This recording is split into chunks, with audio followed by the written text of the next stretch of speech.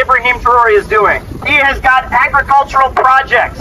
Burkina Faso is having a farming boom right now because of this great African leader. He has just made a law that any woman who has a child, her medical bills are completely eliminated. It's free to go to the doctor and have a child in Burkina Faso, in this African country, because mothers and maternal care is so important. Donald Trump, look at this man. Try to be like him. Don't be like Zelensky. Don't be a worm. Be a president like Ibrahim Traoré. The forces that are trying to overthrow Ibrahim Traoré are the same forces that keep Americans poor. We want a prosperous America, not one that is so focused on maintaining the global economic system that our own citizens live in poverty. New York City, a place of a million sounds, a symphony of urban life.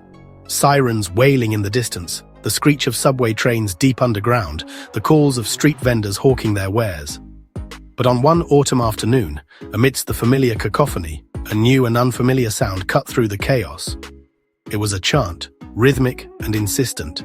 Traoré, Traoré, Traoré. For a moment, it was utterly confusing. Traoré? Who or what was that? Was this the name of a new Knicks player, destined to become a citywide obsession? Or perhaps a rising star in the hip-hop scene, about to drop a chart-topping hit? The name itself was distinctly African, its syllables echoing off Manhattan's towering skyscrapers, a sound strangely out of place. This wasn't a gathering of foreign policy experts debating international affairs. It was a grassroots protest, fueled by local concerns, people angry about domestic issues right here at home. So why, amidst these local grievances, was a name from halfway across the world being chanted with such fervor? It was a glitch in the matrix. A local struggle unexpectedly plugging into a much larger, global current of resistance and solidarity. For those who already knew the name, it was an act of solidarity, a powerful statement of support. For others, it was simply a question: who is Traoré, and why are we chanting his name?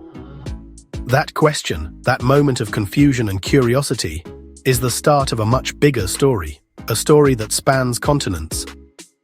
It's about how a young military leader from the landlocked nation of Burkina Faso, West Africa, became an unlikely symbol for justice and resistance thousands of miles away.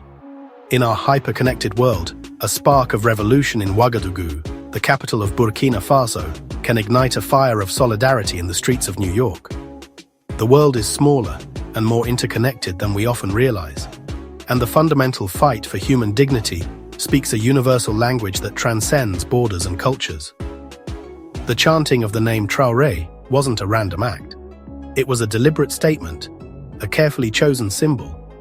Protesters were essentially saying, our struggle for justice and equality here is inextricably connected to the struggle for liberation and self-determination over there. They drew a direct line from their fight against neo-colonial attitudes and systemic inequalities at home to the ongoing fight against neo-colonialism and exploitation in Africa. Traoré, in that moment, became a bridge, connecting seemingly disparate forms of oppression and resistance across geographical boundaries. It was a powerful reminder that the fundamental human quest for self-determination, for the right to control one's own destiny, isn't confined by artificial borders or national identities. It's a deeply human thing, a universal aspiration. And on that particular day, in the heart of New York City, you could hear that message loud and clear, resonating through the urban landscape. The chant was far more than just noise or a fleeting trend. It was a call to pay attention, to look beyond our immediate surroundings, and to recognize the interconnectedness of struggles across the globe. So, who exactly is Ibrahim Traoré? He's certainly not your typical pop star or a tech billionaire that dominates the headlines. He's someone entirely different, representing a shift in global leadership. He's a young captain in the Burkinabé army, born in 1988, making him a millennial leader.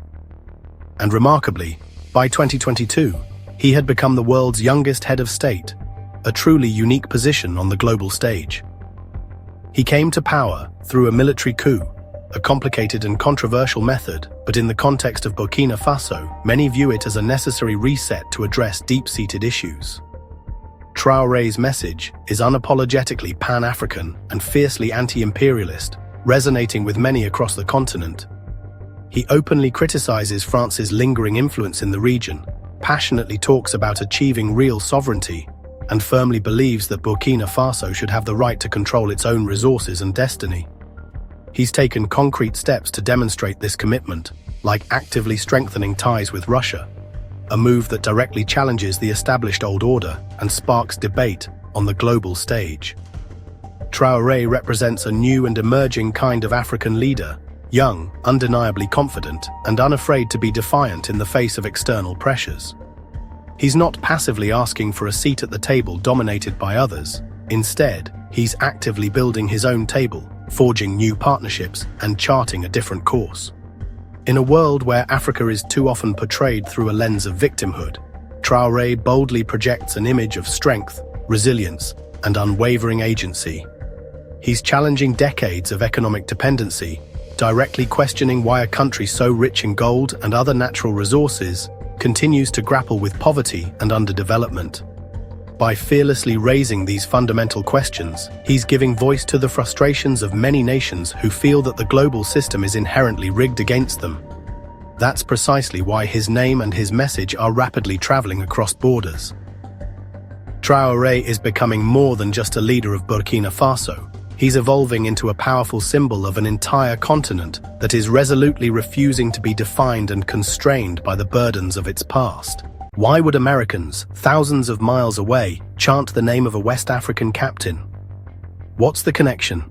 It's not random at all. There's a deep resonating reason behind it. For many in the African diaspora, spread across continents, the fight is fundamentally about self-determination, about reclaiming agency, and about demanding dignity. It's about pushing back, resisting, and dismantling systems that historically and presently devalue their lives and their contributions. Traoré's powerful anti-colonial message resonates so deeply because it directly mirrors their own ongoing struggles for liberation and equality. The continued exploitation of African resources by foreign powers directly echoes the economic disenfranchisement and marginalization of black communities within the US. Foreign military interventions abroad, often justified by dubious reasons, feel intrinsically connected to the over-policing and systemic injustices experienced at home. When Traoré stands up, defiant and resolute, and says, "Enough is enough," it feels like a symbolic victory for anyone who has ever been told to stay in their place, to accept the status quo. His unwavering emphasis on sovereignty, on self-determination, is a core, fundamental principle deeply embedded within black liberation movements in the US. Traoré is seen as a modern embodiment of that enduring spirit, walking the walk with courage and conviction, not just offering words, but taking decisive action. For young activists, often facing seemingly insurmountable challenges, he's living proof that defiance against oppression is not only necessary, but also possible. Chanting his name is more than just a vocalization. It's a powerful declaration of solidarity, a testament to shared struggles, and a profound expression of pride. It's a vibrant celebration of blackness in its global, interconnected, and revolutionary form, a recognition of shared heritage and a unified fight for justice. Ultimately, it's about proudly claiming a rich and complex heritage and demanding the respect and recognition that is long overdue. What were the protesters demanding? Not US aid for Burkina Faso. Their message was a critique of American foreign policy, especially its history with Africa and the global South. They protested against neo-colonial interference, calling for a re-evaluation of US military presence in Africa. They wanted the US to stop supporting leaders who serve Western interests over their own people. Economic justice was key, an end to exploitative trade, debt traps, and resource extraction by multinationals. Invoking Traoré was a call for Africa's right to self-determination, even if it clashes with Washington's agenda. They demanded a shift in the domestic conversation, linking foreign and domestic policy. The chant was a lesson in global politics, delivered on a street corner. It was a demand for a more conscious, connected, and just citizenship. In the digital age, revolutionary ideas spread through memes, TikTok, and WhatsApp. Traoré's rise as a global symbol didn't come from CNN. It came from the internet's grassroots. Social media became the modern talking drum, spreading his message instantly. His speeches, subtitled and shared, went viral. Short, powerful clips of a young black leader defying the West. Hashtags like Traoré and Pan-Africanism trended, creating virtual spaces for solidarity. This digital ecosystem built a counter-narrative of African agency. Young people, especially in the diaspora, saw themselves in his youth and audacity. Memes and videos turned him into a modern revolutionary icon. Traoré's popularity shows the power of peer-to-peer networks, bypassing traditional media. You don't need the New York Times to become a global figure, just a powerful message and Wi-Fi. The legend of Traoré is being built one share at a time. Chanting Traoré's name isn't just about one man, it's about a legacy. He's seen as the heir to Thomas Sankara, Burkina Faso's revolutionary leader of the 1980s. Like Sankara, Traoré wears the red beret, speaks of self-sufficiency, and rejects foreign domination. This connection is potent, a story of resurrection of an idea that couldn't be killed. The lineage goes back to Patrice Lumumba and Kwame Nkrumah, leaders who fought for true independence. Traoré's defiance echoes their refusal to accept hollow freedom. The symbol of Traoré carries the weight of generations. It's not just about today, it's about a historical struggle for real liberation. When protesters invoke his name, they tap into this powerful current. You'd think a young African leader becoming a viral symbol in New York would be big news. But mainstream US media mostly ignored it, or missed the point entirely. Coverage focused on Trump and domestic politics, treating Traoré's name as an odd footnote. There was little effort to understand who he is or why he resonates. When covered, it was framed as geopolitics. Burkina Faso, pivoting to Russia, erasing African agency. This failure perpetuates ignorance, leaving the public with tired stereotypes. The silence robbed audiences of understanding a powerful new trend, the rise of leaders rewriting the rules and global solidarity in action.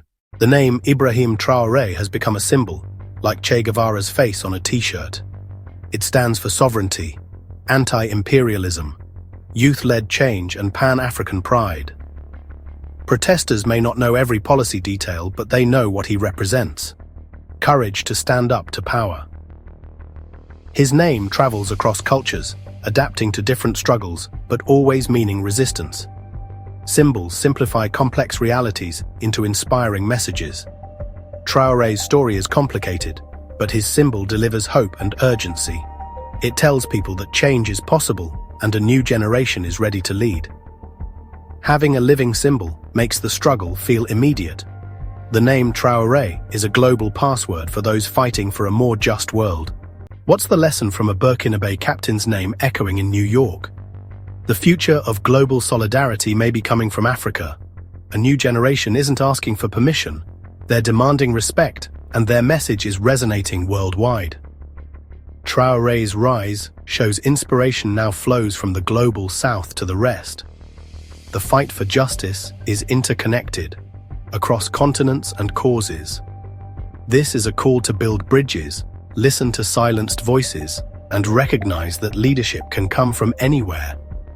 The chant of Traoré is a sound of hope, a reminder that a more just world is possible and courage is contagious. This is Insight Africa.